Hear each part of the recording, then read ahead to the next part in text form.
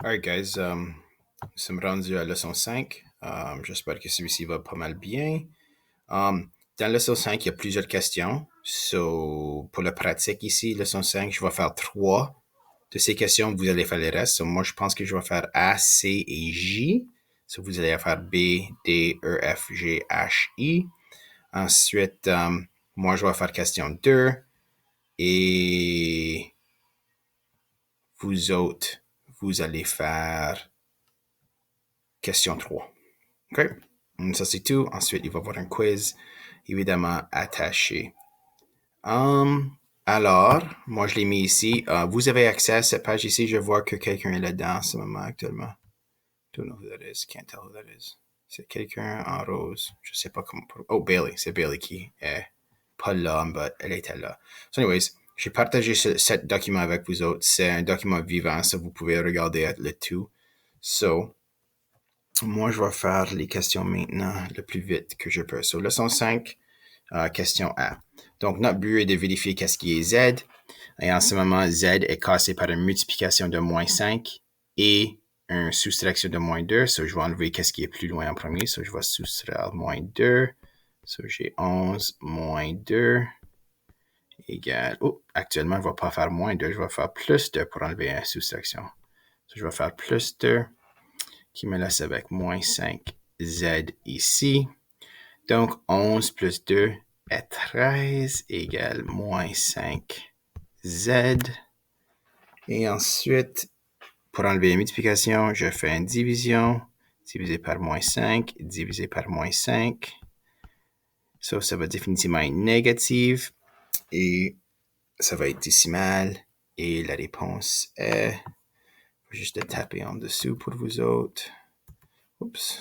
Z est égal à négatif 2,6. OK. Je ne sais pas si les traces ne vont pas rester là. So, je vais essayer de faire le reste ici. OK. Pour celui-ci, même chose. J'ai X. Oh, je voulais écrire cela. C'est X divisé par 2. Je dois figurer comment mettre la division chose. En utilisant le clavier, mais je n'ai pas figuré ça encore.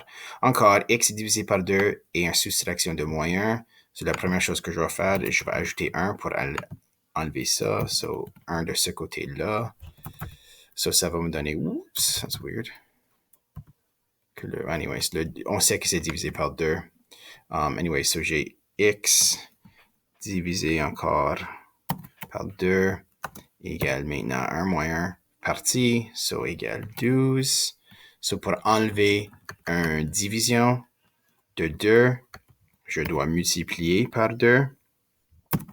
So si je fais de un côté, je fais de l'autre côté, qui me donne x égale 24. Celui-là est fini. So pour J avait juste deux variables Y, mais à cause que c'est la même variable, je juste dois les regrouper ensemble. Honnêtement, ça fait aucune différence quel côté tu veux travailler. À cause que celui-ci est négatif, well, let's try and work with it on the negative. So, ce que je vais faire, je vais enlever 2Y. So, ça c'est positif 2Y. So, je dois faire moins 2Y. So, si je fais de un côté, je fais de l'autre côté. Même chose avec le 6. Je vais enlever le positif 6. Donc, ça va être moins 6. Si je fais de un côté, je fais de l'autre côté. So, en simplifiant ça, 6 moins 6, gone, négative 8, négative 2, me donne négative 10y, égale 2y moins 2y, see you later y, moins 44 moins 6 me donne moins 50.